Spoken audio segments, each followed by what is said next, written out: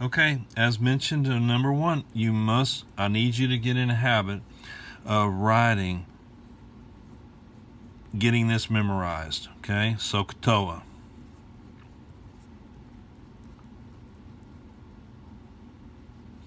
All right, so where's my angle? Right here. Right here is 74. So this is opposite. Here's my 90. So down here is my hypotenuse. This is my A. Okay, if you'll get these two, okay, established first, then the third missing side is your adjacent. It's your A. Now, we are given X and 20. They're at O and A.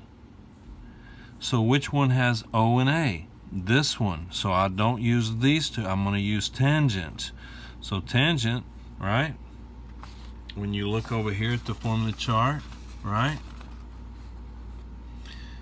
Okay, you now know how to put your tangent together, right? You put your angle that you're working with. So now I'm going to put in parentheses 74 degrees is equal to opposite over adjacent. So 20 over x,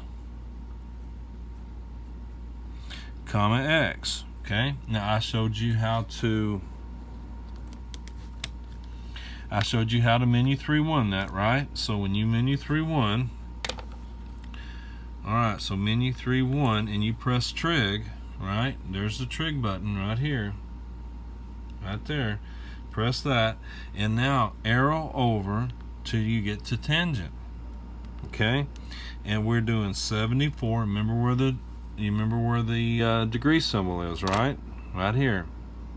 All right. Now you want to arrow down to get that degree. Press enter. Now make sure you're between those two parentheses. Press enter and control divide, and our fraction is 20 over x, comma x. All right, so press enter here, and we have now found what x is. It's 5 point, round to the nearest tenth, 5.7. So I'm going to look to the right. 3 is less than 5, so I keep it 7. Okay, so 5.7. So 5.7 is the adjacent side. All right.